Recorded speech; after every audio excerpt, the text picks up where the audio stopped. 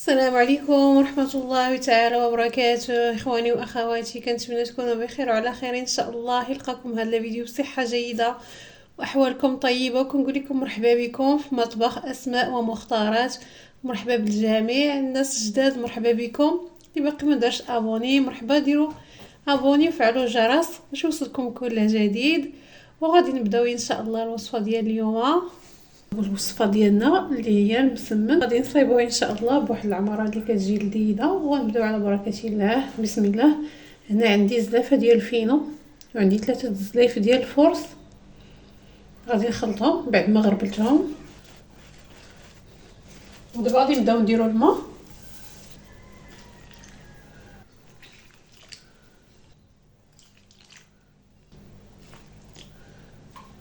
غادي نخلط الماء، كيبقى على حسب النوعيه ديال الطحين. كاين الطحين اللي كيشرب وكاين اللي لا.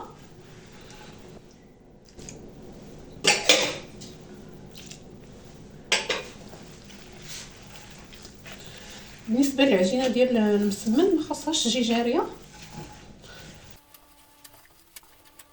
غادي نديرو معلقه ديال الملحه. الملح كيبقى على حسب الذوق، انا ما نكثروش لحقاش غادي نديرو الحشوه. غنكملو العجين ديالنا.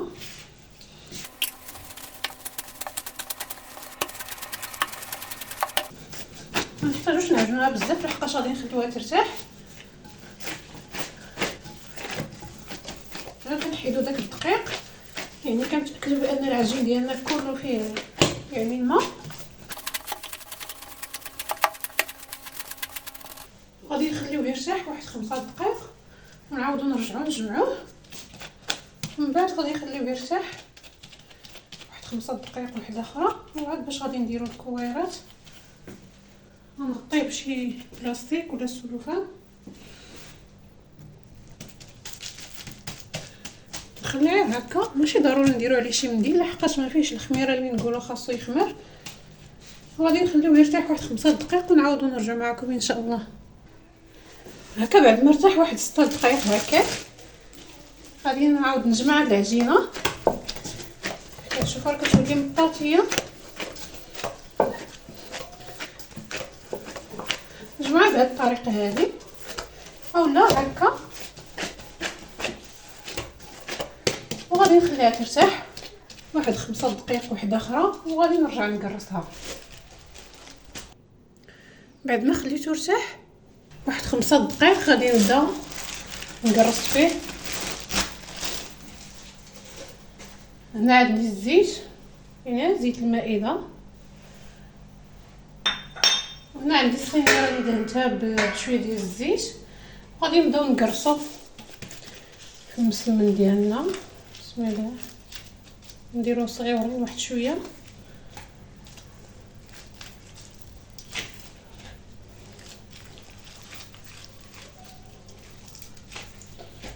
حقاش غادي نديرو 2 مضوبلين.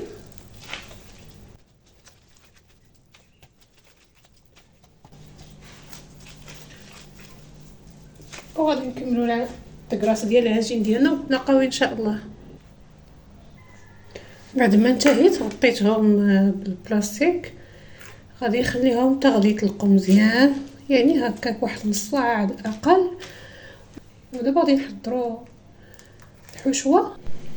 بالنسبه للحشوه غادي نديرو فيها، هنا عندي فلفله خضراء حلوه، خيزوه وحده، عندي هنا فلفل اصفر احمر. غادي ناخذ غير شويه شويه، يعني ما غادي نديرهمش كاملين. عندي هنايا بصله وحده كبيره، عندي هنايا شويه ديال المعدنوس، واحد الخيزوه اللي راني نقيتها. وغادي نبداو نقطعوا الخضر ديالنا، نديروه في الهاشوار.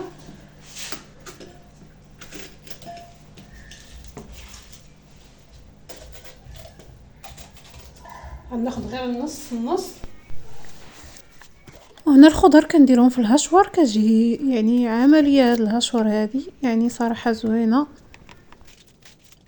الهشوار كتسرع عليها المأموريه صراحه. الحمد لله على هاد النعمه هذه، كتسهل علينا الخدمه.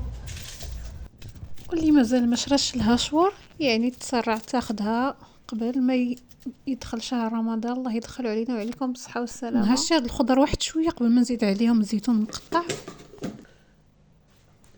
هنا غادي نضيف لهم واحد شويه ديال الزيتون مقطع بعد ما غسلته. هنا راه قريبين يكملوا في الهاشي ديالهم. غادي نردهم نهاشيهم واحد شويه مازال مع هاد الزيتون. بعد ما هشيتهم كيف كتشوفوا يعني البصله والفلفله راه كتكون يعني غنيه بالماء. غادي نحاول نصفيهم واحد شويه وغنرجعوا نتلاقاو معكم ان شاء الله. يمكن لكم انكم تشحروهم بلا ما تحيدوا منهم هذا الماء ديالهم، يعني خاص وليني كيشدوا واحد المده اللي طويله واحد شويه. بعد ما نقصت لهم الماء ديالهم كيف كتشوفوا. دابا غادي نحك هذيك الخيزوه، غنحكها في هاد الحكاكه رقيقه. هنا بعد ما حكيت داك الخيزوه غادي نضيفها لهداك الخضر اللي درت في الهاشوار. ملي كنحكوها بحال هكا ما كطلقش بزاف ديال الماء. نضرب هنا احسن. وهنا عندي الشعريه الصينيه 60 غرام، غادي ندير ليها الماء طايب. بعد ما درت ليها الماء طايب غادي نخليها واحد 5 دقائق حتى غادي ترطب. في المقله درت واحد ربع كاس ديال الزيت، وغندير واحد 130 غرام ديال الكفته. هنا راه فيها شويه ديال المعدنوس وشويه ديال البصله، غير واحد شويه. غندير الملحه، غندير الابزار، وغادي نحركهم. بالنسبه للكفته خذوا ديال الشوا يعني اللي كنديروا على الفحم متاخذوش ديال الطاجين. هذه ديال الشوا كتكون فيها شويه الشحمه.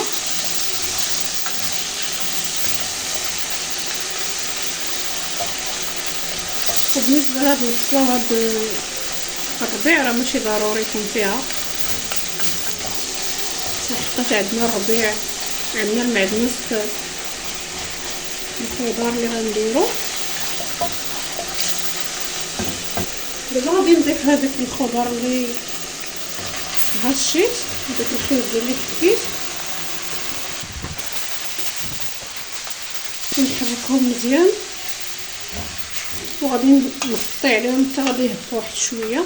بعد ما هبطوا واحد شويه نحركهم مزيان. غنضيفوا لها واحد 2 معالق صغار ديال التحميره باش كيعطينا داك اللون زوين في المسمن. بالنسبه للخضر غادي ندير واحد المعلقه ديال الهريسه، يمكن لكم تضيفوها، يمكن لكم الا ما كتبغيوش الحار ما ديروهاش، ولكن راه كتعطي واحد النكهه اللي زوينه. نخلطو مزيان. هاد الاثناء غادي نطفي على الغوطه. بعد ما خلطت مزيان غادي نصفي ديك الشعريه الصينيه اللي شفتو معنا وغادي نقطعو. غادي نضيفها لهاد المكونات نخلطو مزيان باش هذيك الشعريه الصينيه كتشرب داك المرق ديال اللي كيبقى لينا في هاد المكونات كتشوفوا. غادي نخلطهم وغادي نخليهم حتى غادي يبردوا واحد شويه. بعد ما خليت الحشوه ديالنا بردات واحد شويه كيف كتشوفوا. هنايا العجين ديالي راه يعني لقيت ديك العجينه. هنا عندي الزيت، شويه الزيت المائده. هنا عندي شويه ديال الفينو، وغادي نبداو نقرصوا نبداو نطلقوا في المسمنات ديالنا. وهنا راني طرقت المسمنه الاولى جمعتها طويتها، وهنا راني كنصايب المسمنه الثانيه. غادي نديروا الحشوه في الوسط ونديروا الجنيبات بحال ما هكا بالحشوه، ما نديروش هذاك الزيتون اللي كيكون غليظ وداك الشيء، يعني نديروه غير في الوسط. هنا غادي نجمعوا المسمنه ديالنا. غادي نوريكم هاد الطريقه وغادي نوريكم واحد الطريقه واحده اخرى. نرد على الجنب، نهزوا واحد القريصه واحده اخرى نسرحوها. كنتمنى تعجبكم الوصفه ديال اليوم وتجربوها. جربوها راه كتجي لذيذه بزاف. نرشوا بشويه ديال الزيت وشويه ديال الفينو، نحطوا هذاك المسمنه اللي الاولى اللي درنا فيها الحشوه نديرو ديك الجهه اللي فيها الطبقات من التحت والجهه اللي فيها طبقه واحده من الفوق ونغطيو عليها بالمسمنه الاخرى اللي سرحنا. غادي نردوها الجنب. غنوريكم الطريقه الثانيه هي هذه. كندهنو مزيان الجنيبات ونعمرو من الوسط بالحشوه ونطويوها، نطويو على شكل مربع يعني شكل ديال مسمن. نعمرو مزيان المسمنه الاولى نطويو هكا يعني على شكل ديال المسمن. غادي نهز الكريسه اللي بقات من عندي، غادي ندير لها نقرصها بالزيت كتشوفوا.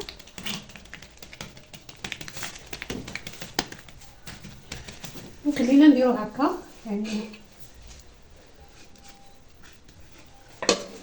خلينا ندهنوها بحال ما هكا. يعني اختاروا الطريقه اللي تناسبكم، يعني اللي عجبتكم ديروها. كاين لكم ديروا بالفينو وكاين لكم ديروا بالحشو هكا، ولكن هادو اللي كيكونوا غضاضين ما تخليوهمش باش ما يبقاش يتقبوا لكم العجين ديالكم.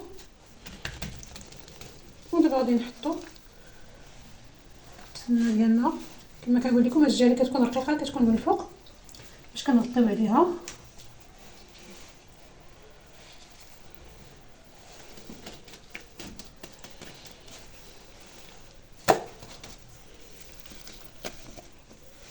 ودابا غادي نشعل على الكريه ديالي باش نطيب المسمنات. وبالنسبه للزيت اللي غادي نطيب بها المسمن غندير فيه واحد المعلقه صغيره ديال التحميره باش كيعطينا داك اللون الزويون في المسمن. يعني ملي كيكون عامر بالشحمه ولا هكا بحال هكا الحشوه.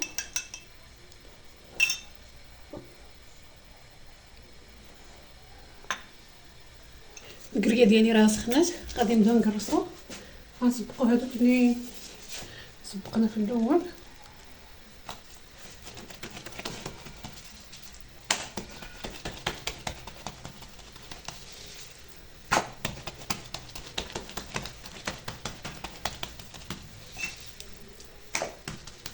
نرشف شويه ديال الزيت هكا ندهنها مزيان.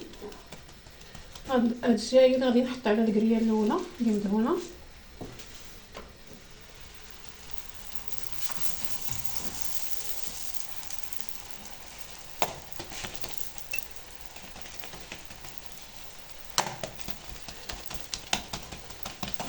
الا كنتو درتو بزاف يعني يمكن لكم تخلي يعني غير تكملوا تكراس وتبداو طيبوا، ولا تبداو طيبوا قبل ما تساليو عفوا.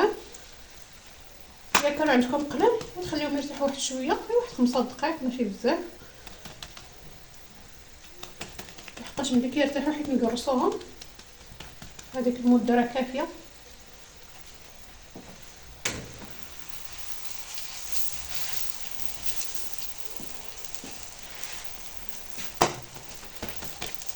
استعملوا النوع الجيد في الدقيق باش ينشحن معكم المسمن ديالكم.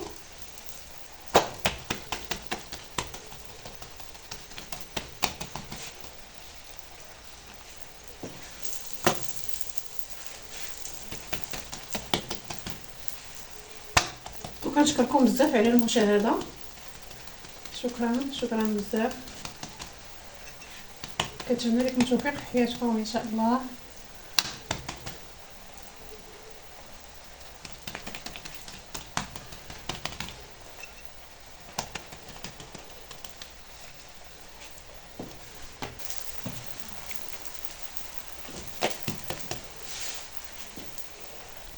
الربعه الاولين اللي درت راني قلبتهم على الجهه الاخرى.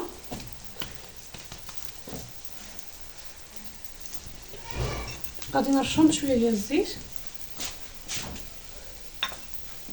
انا راه شعلت غير جهه وحده ديال الكريه، داكشي علاش درت 4 كون شعلتها كاملين يعني غادي نحطهم كاملين هكذا. الصراحه كتسربي لينا مسمن حيت يكون كثير.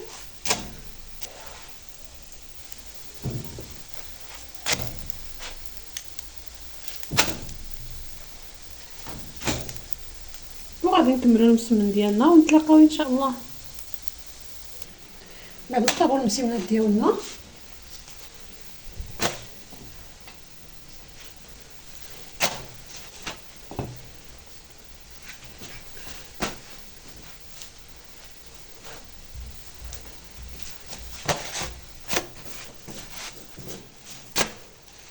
هكا غادي نكونوا سالينا الطياب ديال المسمن ديالنا، كيجي ما شاء الله.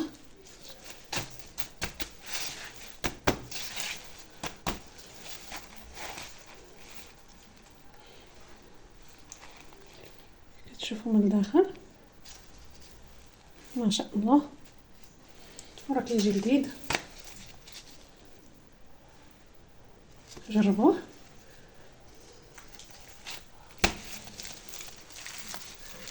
قرميشه